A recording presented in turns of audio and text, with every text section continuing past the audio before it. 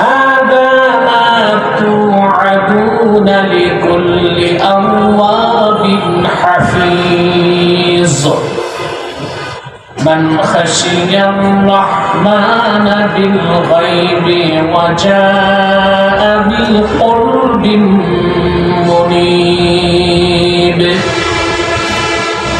الله تعالى বলেন সূরা কাফ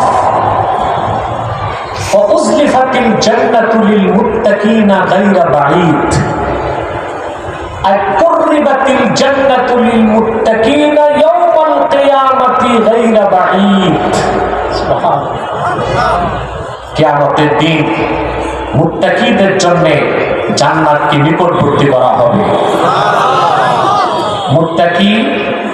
মুত্তাকিগণ আর জান্নাতের মাঝখানে গায়রা বাঈদ কোন দূরত্ব থাকবে না বলে সুবহানাল্লাহ। হাদা মা তুআদুনা লিকুল্লি আওয়াবিন হাফিজ যারা আল্লাহ অভিমুখী সৎকর্মশীল আল্লাহর বিধানকে রক্ষাকারী তাদের জন্য যা প্রতিশ্রুতি দেওয়া হয়েছিল সেই প্রতিশ্রুতি হিসেবেই জান্নাত তাদের নিকটবর্তী করে দেওয়া হবে। মান খাশিয়ার রহমান বিল গায়ব যারা না দেখে মহান আল্লাহর ভয় অন্তরে পোষণ করেছে। রাসূলুল্লাহ সাল্লাল্লাহু আলাইহি ওয়াসাল্লামের প্রত্যেক উম্মত ঈমানদার যে বেহেশতে যাবে সুবহানাল্লাহ এটা বিশ্বাস করেন? আবার বলছি আল্লাহর হাবিবের প্রত্যেক ঈমানদার উম্মত যত বড় গুনাহগার হোক সে বেহেশতে যাবে। খুশি হতে পারলেন না? যদি তার আমলনামায় শিরক এবং কুফর না থাকে গুনাহগার যত বড় হোক সে কোনো না কোনো দিন বেহেশতে যাবে। কোরআনে কারিমে আল্লাহ রাব্বুল আলামিন আপন হাবিবের ব্যাপারে বলেন ওয়ালা সাফা ইউতিকা রাব্বুকা ফাতারদা। মুহাম্মদ সাল্লাল্লাহু আলাইহি ওয়াসাল্লাম আখিরাতে আল্লাহ তাআলা আপনার সমস্ত আবেদনকে কবুল করবেন, এত বেশি নিয়ামত দিবেন আপনি রাসূল রাজি হয়ে যাবেন। চিন্তা করেন কিয়ামতের মাঠে সমস্ত নবীদের চেষ্টা থাকবে আল্লাহকে রাজি করা, আর হাসরে আল্লাহর চেষ্টা থাকবে রাসূলুল্লাহকে রাজি করা।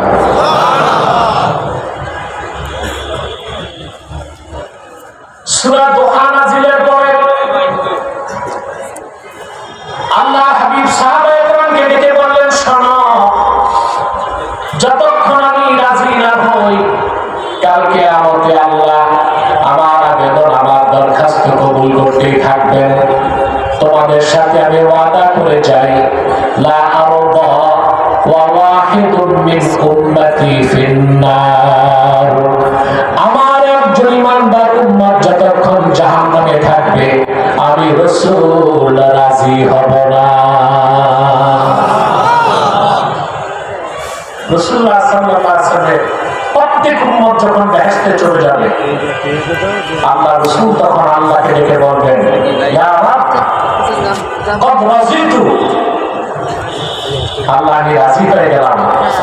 আমার দ্বীনকে বিশ্বাস করছে, কালেমা বিশ্বাস করছে এমন একজন উম্মত আমার তোমার সাত জাহান্নামের কোথাও নাই। বলেন সুবহানাল্লাহ। কিন্তু যারা ঈমানদার সৎকর্মশীল উম্মত মুত্তাকি তারা বিনা আযাবে ফার্স্ট চান্সে জান্নাতে যাবে। যারা ঈমানদার আমল নাই মুত্তাকি না তারাও জান্নাতে যাবে যদি ঈমান ঠিক থাকে, তবে আযাবের পরে ট্রানজিট হবে। কি হবে? হাসর ময়দান টু জান্নাত ভায়া জাহান্নাম। এখন আপনাদের কাছে আমার প্রশ্ন, আমরা কি বিনা আযাবে প্রথম চান্সে জান্নাত চাই নাকি আগে জাহান্নাম একটু ঘুরে দেখতে চাই? আপনাদের মধ্যে ভ্রমণ বিলাসী কেউ থাকতে পারেন, জান্নাতে তো যাবই, জাহান্নামটা একটু দেখে নিলাম, সমস্যা আছে? আমরা চাই বিনা আযাবে ফার্স্ট চান্সে আল্লাহর জান্নাত। সেজন্য আমাদের কি হতে হবে? শুধু মুমিন মুসলিম না, মুত্তাকি? জোরে আগে ঈমান আনলে মুমিন, তারপর আনুগত্য পোষণ করলে মুসলিম, আল্লাহর ভয়তে সব কাজ করলে মুত্তাকি। সুবহানাল্লাহ। আল্লাহর জান্নাতে সবটুকু নেয়ামত আল্লাহর মুত্তাকি বান্দাদের জন্য। বলেন সুবহানাল্লাহ। সুবহানাল্লাহ। এখন আমাদের কি লাগবে? আমার সাবজেক্টটা কি বুঝেন? ঈমান আনলে মুমিন, শরীয়তের বিধান মানলে মুসলিম, আল্লাহর ভয় অন্তরে পোষণ করে সারা জীবন সৎকর্মশীল হতে পারলে সে লোকটা টপ ক্লাসের মুসলিম, তারই নাম মুত্তাকি। বলেন সুবহানাল্লাহ। মুত্তাকি হতে লাগবে তাকওয়া। কি লাগবে? আগে ঈমান, তারপরে ইসলাম, তারপরে তাকওয়া। ঈমান ও ইসলামের মাঝখানে তাকওয়া। ঈমান আনার পরে তাকওয়ার মাধ্যমে আপনাকে পরিপূর্ণ মুসলিম হতে হবে। সুবহানাল্লাহ। সেজন্য কোরআনে কারীমে আল্লাহ রাব্বুল আলামিন বলেন, ইয়া আইয়ুহাল্লাযীনা আমানু তাকুল্লাহা হাক্কা তুকাতিহি ওয়া লা তামুতুন্না ইল্লা ওয়া আনতুম মুসলিমুন।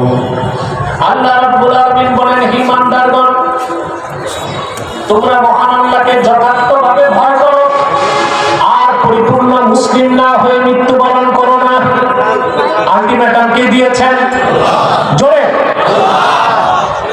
তাহলে ঈমান আনার পর পরিপূর্ণ মুসলিম হতে চালান কি? তাকওয়া। তাকওয়া। ইনভেস্ট কি? তাকওয়া। চালান কি? এ তাকওয়া অর্জন করব ইনশাআল্লাহ। কথা বলেন ইনশাআল্লাহ। তাকওয়া ছাড়া মুত্তাকি হওয়া যাবে না।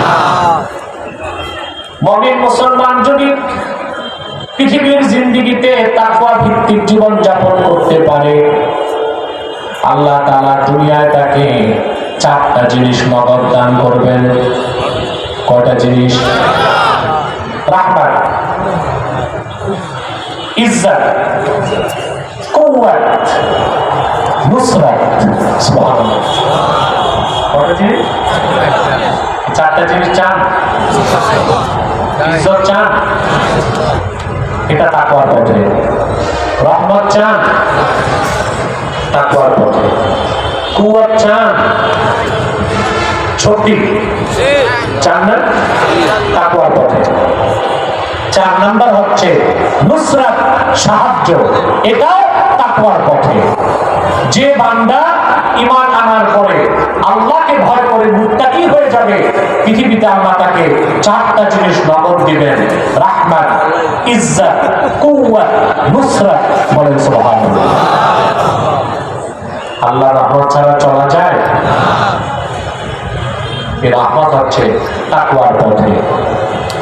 আল্লাহ রাব্বুল আলামিন বলেন, ইন্না রাহমাতাল্লাহি করিবুম মিনাল মুহসিনিন। নিশ্চয় যারা মুহসিন, সৎকর্মশীল, মুত্তাকি, তাদের খুব নিকটে আল্লাহর রহমত থাকে। বলেন সুবহানাল্লাহ।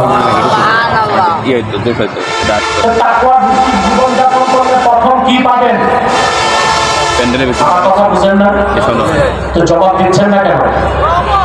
এত কমিউনিকেশন গেপ হলে আমি কথা বলতে পারবো না। ভয়েস রেজ করতে হবে, পারবেন না? জবাব দিতে হবে। মাইক আমাকে সাপোর্ট দিচ্ছে না, এরকম মাইকে আমি কথা বলি না। এটা আপ ডাউন করতেছে, আওয়াজ সেটেল না এবং প্রতিধ্বনি হয়, এটাও একটা ডিস্টার্ব। তবে তাকওয়া ভিত্তিক জীবন যাপন করলে প্রথম পাওয়া যাবে কি? কার রহমত? মুত্তাকিকে আল্লাহ রহমতের চাদরে বেষ্টন করে ফেলেন। 2 নাম্বার হচ্ছে ইজ্জত, সম্মান। নাম্বার কি? টেকসই সম্মান তাকওয়ার পথে। কোন পথে? আর যে সম্মানে টেকসই নাই, তাকওয়া নাই, ওই সম্মান ক্ষণস্থায়ী, কখনো ফুলের মালা, কখনো জুতার মালা। দেখেন না বিগত 16 বছর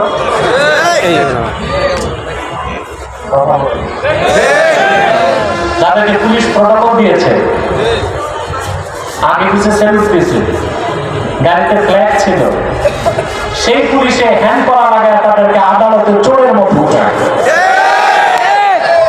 এটা সম্মান? প্রকৃত সম্মান তাকওয়ার পথে। বলেন সুবহানাল্লাহ। কোরআনে কারীমে আল্লাহ তাআলা বলেন, ইয়া আইয়ুহান নাসু ইন্না খালাকনাকুম মিন যাকারিন ওয়া উনসা ওয়া জাআলনাকুম শুউবান ওয়া ক্বাবাইলা লিতাআরাফু ইন্না আক্রামাকুম ইনদাল্লাহি আতকাকুম। আল্লাহ রাব্বুল আলামিন বলেন, ওহে মানব জাতি, আমি তোমাদের সৃষ্টি করেছি একজন পুরুষ থেকে আর একজন নারী থেকে। অতঃপর তোমাদেরকে বিভিন্ন গোত্রে এবং বংশে বিন্যস্ত করেছি। নিশ্চয় তোমাদের মধ্যে তার মর্যাদা আল্লাহর কাছে বেশি, যার অন্তরে আল্লাহর তাকওয়া বেশি। আল্লাহর কাছে দামটা বেশি, যার বংশ বড়।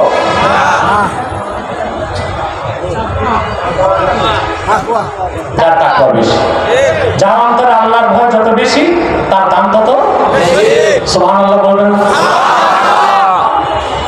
হাদিস সাক্ষ্য দেয়, হযরত বেলাল রাদিয়াল্লাহু তাআলা আবিসিনিয়ার হাবাসার কৃতদাস ছিলেন, ঠিক না? তার মুনিব ছিল কুরাইশ কাফের নেতা উমাইয়া ইবনে খালাফ। ১,৫০০ বছর আগে হযরত বেলালের মূল্য ছিল মাত্র ৬ দিরহাম। কত? এই হাবশী গোলামের মর্যাদা আল্লাহ কতটুকু বাড়াই দিয়েছেন? সুবহানাল্লাহ। সহিহ বুখারীতে আল্লাহ হাবিব ইরশাদ করেছেন, বেলাল, তুমি এমন কি আমল করো মানুষের আলোচনায়? তিনি বললেন, কেন ইয়া রাসূলুল্লাহ সাল্লাল্লাহু আলাইহি ওয়াসাল্লাম? আল্লাহর হাবিব বললেন, বেলাল, মেরাজের রাতে আমি যখন জান্নাত অতিক্রম করছি, আমি তোমার পদধ্বনি শুনতে পেয়েছি। হযরত বেলাল বলেন, ইয়া রাসূলুল্লাহ, ইয়া হাবিবাল্লাহ, যখন আমি ওযু করি বসি না, মসজিদে ঢুকে প্রথমে আমি আল্লাহর জন্য সালাত আদায় করি। কত মর্যাদাটা বেড়ে নিয়েছিল। বুখারী শরীফের হাদিস, হযরত ওমর বলেছেন, আবু বকর সাইয়্যিদুনা ফাআতাকা সাইয়্যিদানা। হযরত ওমরের মতো মানুষ, যার ছায়া দেখলে শয়তান দৌড় দিত। হযরত ওমর সেই ব্যক্তি যার সিদ্ধান্তের পক্ষে কোরআন শরীফে 21টি আয়াত নাযিল হয়েছে। কুরাইশ বংশের শ্রেষ্ঠ সন্তান বেলালের মতো হাবশী কৃতদাসকে সাইয়্যিদ বা নেতা বলেছেন। তিনি বলেছেন, আবু বকর সাইয়্যিদুনা ফাআতাকা সাইয়্যিদানা।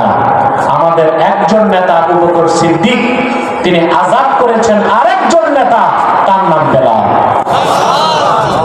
সেজন্য হযরত ওমর তার খেলাফতের সময় হযরত বেলালকে ইসলামী রাষ্ট্রের বাইতুল মাল অর্থ মন্ত্রণালয়ের দায়িত্ব দিয়েছিলেন। বলে সুবহানাল্লাহ। অর্থ মন্ত্রণালয়, ফাইন্যান্স মিনিস্টার, অর্থমন্ত্রী ছিলেন কে? সুবহানাল্লাহ বলবেন। সুবহানাল্লাহ। এটা এমন এক জায়গা যার তাকওয়া বেশি, তাকেই দরকার, ঠিক কিনা? এই তাকওয়ার মাধ্যমে এই চারটা জিনিস পাবেন। প্রথম হচ্ছে রাহমাত, দ্বিতীয়টা ইজ্জত, সুবহানাল্লাহ বলবেন। তিন নাম্বার হচ্ছে কুওয়াত, শক্তি। এটা লাগবে শক্তি। আপনি চান না? দুনিয়াতে যার শক্তি নাই সেই তো মায়ের খায়। দেখছেন পৃথিবীতে আবার মদের মূল্য কায়েম করছে মার্কিন যুক্তরাষ্ট্র। এটা মগের মূল্যটা জোরজার মূল্যটা, ঠিক আছে? যেটা প্রবাদ আছে, মাইট ইজ রাইট, ঠিক না? এটি কি ডেমোক্রেসি? এটি গণতন্ত্র? আমার ইতিহাস পড়েছি, পশ্চিমারা 600 বছর আগে, রেনেসাঁ বিপ্লবের আগে সমুদ্রে ডাকাতি করত। প্রেসিডেন্ট ট্রাম্প ভেনেজুয়েলার প্রেসিডেন্টকে রাতের অন্ধকারে ছিনতাই করে তার দাদা বাবা পূর্বপুরুষের ডাকাতি আবার চালু করেছে দুনিয়া। সেই পশ্চিমাদের কাছ থেকে সভ্যতার কোন উপাদান আমরা নিতে পারি না। তাদের সভ্যতার খোলসে পুরাটাই হচ্ছে অসভ্যতা। এটা হচ্ছে বারবারিজম। এটা কি? এটা সেকুলারিজমও না, ন্যাশনালিজম না, সোশ্যালিজম না, এটা হচ্ছে বারবারিজম। ঠিক কিনা? রাতের অন্ধকারে একজন প্রেসিডেন্টকে ছিনতাই করে নিয়ে আসছে, তার বউটাকেও ছাড়েনি। অপরাধ করছে ভেনেজুয়েলার প্রেসিডেন্ট, তার বউয়ের দোষ কি? এই হচ্ছে তাদের নারীর প্রতি সম্মান।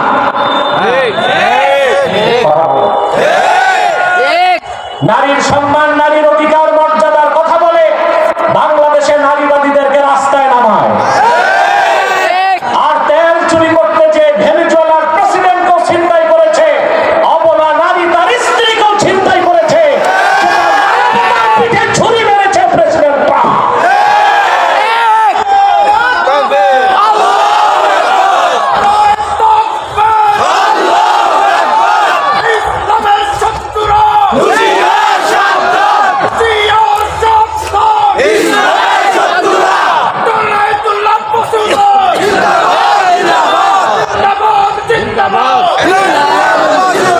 প্রিয় ভাইরা, শক্তি চান? সম্মান আর শক্তি চায় না পাগল ছাড়া কেউ না। কিন্তু পৃথিবীতে যারা বস্তুবাদী, বস্তুবাদ বুঝেন, পরকাল বিশ্বাস করে না, পৃথিবীতে যারা বস্তুবাদী, ভোগবাদী, নৈরাজ্যবাদী, প্রকৃতি পূজারী, আখেরাত বিশ্বাস করে না, তারা শক্তি চায় চারটা জায়গায়। কয়টা জায়গায়? কয়টা জায়গায়? প্রথম হচ্ছে মানি, পয়সা। এটা একটা শক্তি। দুনিয়াদারের কাছে এটা কি? মানি কি? শক্তি। যার টাকা আছে তার তো সবাই ভয় পায়। বাংলাদেশের একটা প্রবাদ আছে, বাংলাদেশে একটা প্রবাদ আছে, চোর ডাকাত ভয় পায় পুলিশকে, পুলিশ ভয় পায় উকিলকে, উকিল ভয় পায় সাংবাদিককে।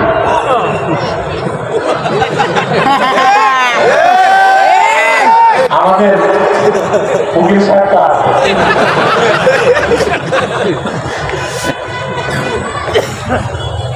এটা একটা রেওয়াজ হয়ে গেছে বাংলাদেশে।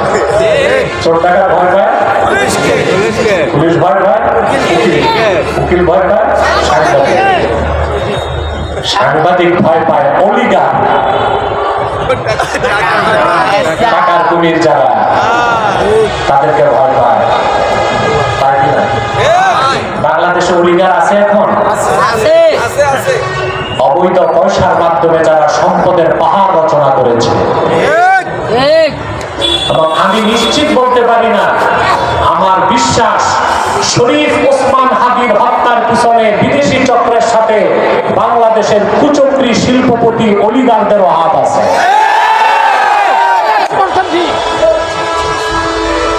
এটা আমার অনুমান। এদেরকে আমার দেশের প্রশাসন চিনে, হাত দিতে পারবে না, কারণ কি আছে? বস্তুবাদী শক্তি খুঁজে কয় জায়গায়? প্রথম কি? 2 নাম্বার হচ্ছে মাসাল, বেশি শক্তি, এটার মানে ভয়। 3 নাম্বার হচ্ছে মিডিয়া, 4 নাম্বার হচ্ছে ম্যান্ডেট।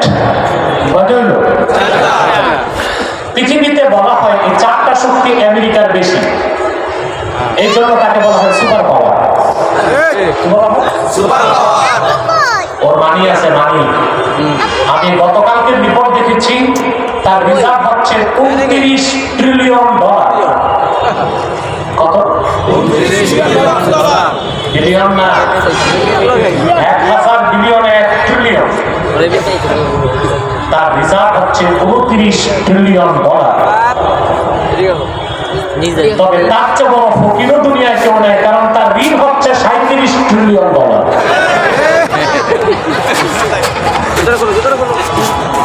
মনে রাখবেন, চোর যখন চুরি করতে করতে দেখে তার টান পড়ছে, তখন চোর আর চোর থাকে না, ডাকাত হয়। আমেরিকাতে এতদিন চুরি করছে, তেল চুরি করছে ইরাকে, লিবিয়াতে, সিরিয়াতে, ঋণ তো শোধ হয় না, এই জন্য ভেনিজুয়েলাতে আর চুরি না, ডাকাতি শুরু করছে।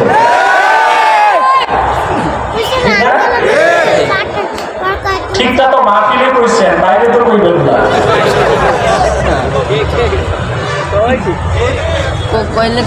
কয়টা জায়গায় শক্তি খোঁজে মানুষ? মানে মাসাল, মাসাল পাওয়ার আমেরিকার বেশি। তার কাছে নিউক্লিয়ার ওয়েপন, অ্যাটম বোমা আছে প্রায় 5,500। যুদ্ধ বিমান, প্রশিক্ষণ বিমান, ক্যারিয়ার বিমান সব মিলিয়ে আছে প্রায় 4,500। এয়ারক্রাফট ক্যারিয়ার আছে প্রায় 12টা।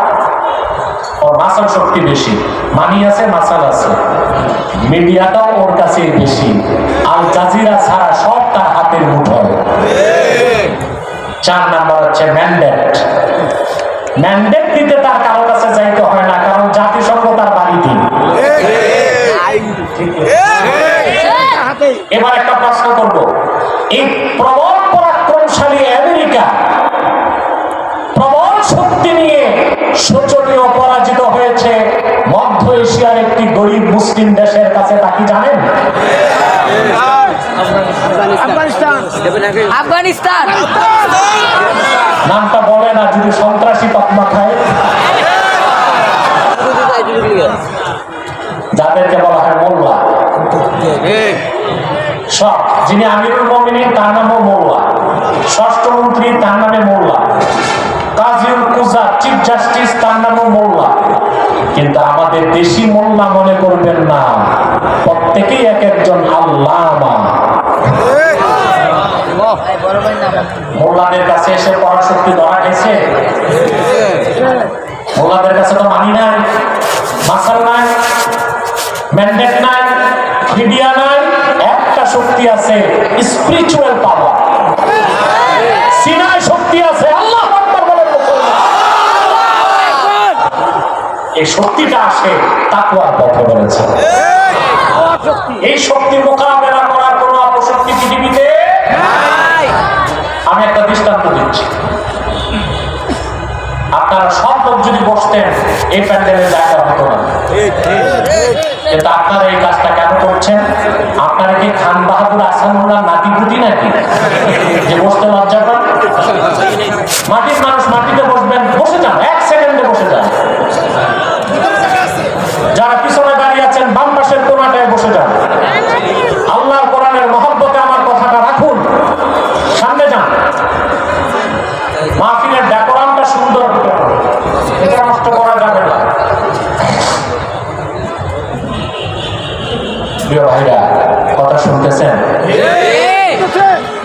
মুসা আলাইহিস সালামকে আল্লাহ বললেন, ইযহাব ইলা ফিরআউনা ইন্নাহু তাগা। মুসা তুমি ফেরাউনের কাছে যাও, সে সীমা লঙ্ঘন করেছে। মুসা আলাইহিস সালাম চিন্তা করলেন ফেরাউনের তো বিশাল আয়োজন, তার যে টেরিটরি ভূখণ্ড ছিল ফেরাউনের 9.5 লক্ষ বর্গ কিলোমিটার, তার ঘোড়সওয়ার বাহিনী ছিল 80,000, ফেরাউনের সম্পদ ছিল, ফেরাউনের বুদ্ধি দেওয়ার লোক ছিল, উপদেষ্টা পরিষদ ছিল ফেরাউনের। এখন উপদেষ্টা পরিষদ আছে না? ফেরাউনেরও ছিল একটা। তার ফাইন্যান্সিয়াল অ্যাডভাইজার, অর্থ উপদেষ্টা ছিল কারুন। তার পলিটিক্যাল অ্যাডভাইজার, রাজনৈতিক উপদেষ্টা ছিল হামান। তার বিজ্ঞান ও প্রযুক্তি উপদেষ্টা ছিল সামিরি। এই উপদেষ্টা পরিষদ ছিল, তার টাকা ছিল, পয়সা ছিল, সব ছিল। আল্লাহ বলেন মুসা তার কাছে যাও, সে সীমা লঙ্ঘন করছে। মুসা আলাইহিস সালাম চিন্তা করলেন প্রবল শক্তিধর ফেরাউনের বিরুদ্ধে আমি কি নিয়ে যাব লড়াই করতে? শক্তি লাগবে কিনা? কথা বলেন। মানুষের শক্তি দেওয়া হয় মাথায়, পশুর শক্তি থাকে দেহে, আর মুমিনের শক্তি থাকে সিনায়। মুমিন ছাড়া এই শক্তি কেউ, এই শক্তি কার কাছ থেকে? মানুষের শক্তি, পশুর শক্তি। সেজন্যই তো ছোট্ট একটা মানুষ হাতির পিঠে বসে যেমনে খুশি অমনে হাতি দিয়া সার্কাসে খেলা দেখায়, ঠিক না? এটা কি দেহের শক্তির কারণে না মাথার শক্তি? শীতে কষ্ট হচ্ছে না তো? তা শুনতেছেন? আর একটু ধৈর্য থাকবে, আল্লাহ টাইম দিতে দিবেন না। তার কারণ হচ্ছে কথা বলার দুইটা নীতি, একটা হচ্ছে কম সময়ে বেশি কথা, আর একটা বেশি সময়ে কম কথা। আমরা কোন নীতিতে চলবো? কম সময়ে বেশি কথা, ঠিক না? প্রিয় ভাইরা, মানুষের শক্তি মাথায়, পশুর শক্তি দেখে, মুমিন মুসলমানের শক্তি থাকে সিনায়। মুসা আলাইহিস সালাম আল্লাহর কাছে সিনার শক্তি চাইলেন। তিনি আল্লাহকে ডেকে বললেন ক্বালা রাব্বি ইশরাহ লি সাদরি ওয়া ইয়াসসির লি আমরি ওয়াহলুল উকদাতাম মিন লিসানি ইয়াফকাহু কওলি। পয়গম্বর মুসা আল্লাহকে ডেকে বললেন হে আমার রব, তুমি আমার সিনাটাকে উন্মুক্ত করে দাও। সুবহানাল্লাহ, সিনাটাকে খুলে দাও, মানে সিনাটা বড় করে দাও। সিনা বড় মানে ফিতা দিয়া ইঞ্চি মাপা। যার অন্তরে যত বেশি ইয়াকিন তার সিনা তত প্রশস্ত। মুমিনের ইয়াকিন বাড়তে বাড়তে যখন চূড়ান্ত পর্যায়ে চলে যায়, তার সিনার প্রশস্ততা আল্লাহর আকাশের প্রশস্ততার চেয়ে ব্যাপক হয়ে যায়।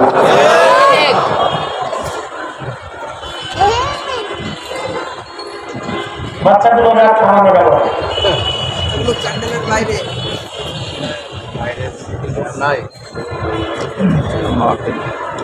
আল্লাহ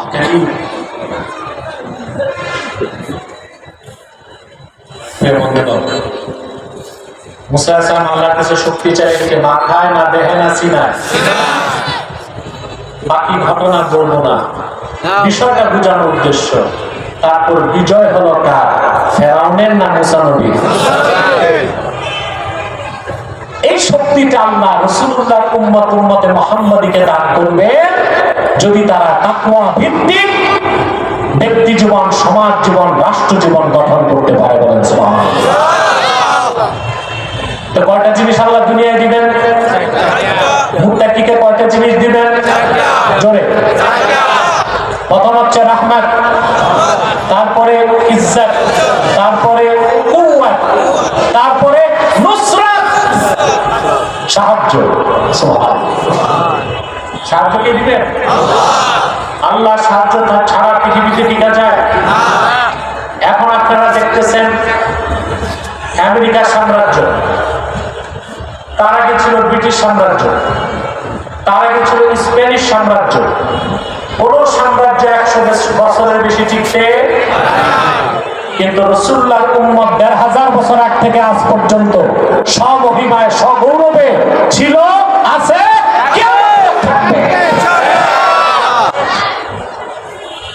আমেরিকা তার উত্থান ঘটেছে ৮০ বছর, প্রায় ১০০ বছর হওয়ার আগে দেখবেন আমেরিকা সোভিয়েত রাশিয়ার মতো ভেঙ্গে টুকরা টুকরা হয়ে গেছে।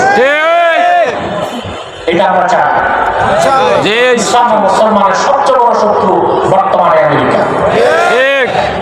ভারত যেটা করে এটা হচ্ছে সাব কন্ট্রাক্ট। ওরা আমাদের বড় শত্রু, কিন্তু ওদের বাংলায় যেটা বলে আমাদের দেশে কিছু করার হেডম নাই, বুঝলেন না? হেডম যা করে পিছন দিক দিয়ে ছুরি মারে, আততায়ী দিয়া টার্গেট কিলিং করে, ফারাক্কায় বাদ দিয়া পানি দিয়া কষ্ট দেয়, ইলিশ মাছ চুরি করে নিয়ে যায়, সীমান্তে বাংলাদেশিদের হত্যা করে, ফেন্সিডিল তৈরি করে বাংলাদেশে সাপ্লাই করে যুব সমাজকে ধ্বংস করে। বাংলাদেশের পতাকার দিকে চোখ তোলার সাহস তার নাই। বীর বাঙালি সে চোখকে উপড়ে দিবেন সাহস। ও কাজ করে সাব কন্ট্রাক্টে। ওর বস হচ্ছে আমেরিকা। এটা মনে রাখতে হবে আমাদের রাজনীতিবিদদের, নতুবা সামনে তারা চলতে পারবে না, হোঁচট খাবে। কি খাবে? হোঁচট খাবে। এটা তাদের পলিসিতে থাকতে হবে। আমাদের পাশে যে স্টেট, এটা এনিমি স্টেট, কোনো সন্দেহ নেই। তাদের সাথে বন্ধুসুলভ চুক্তি করা যাবে না। ব্যবসায়িক চুক্তি হইতে পারে, সীমান্ত চুক্তি হইতে পারে, বাণিজ্যিক চুক্তি হইতে পারে, বিজ্ঞান প্রযুক্তির চুক্তি হতে পারে, কিন্তু তাদেরকে 1 সেকেন্ডের জন্য বিশ্বাস করা যাবে না। এটা সবাইকে মনে রাখতে হবে, বিএনপি কেও, জামাত কেও, এনসিপি কেও, সবাইকে। কিন্তু তার বিগ বসকে আপনারা তো জানেন না, আমেরিকা যেদিন ভেনেজুয়েলার প্রেসিডেন্ট মাদুরোকে গ্রেফতার করছে, এটা শুনে মোদির ধুতি ঢিলা হয়ে গেছে।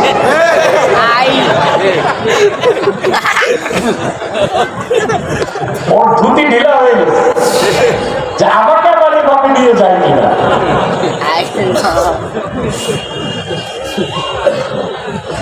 চার নাম্বার কি?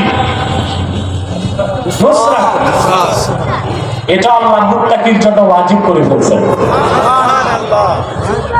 আল্লাহ রাব্বুল আলামিন বলেন, ওয়ালা তাহিনু ওয়ালা তাহজানু ওয়া আনতুমুল আ'লাউনা ইন কুনতুম মুমিনিন।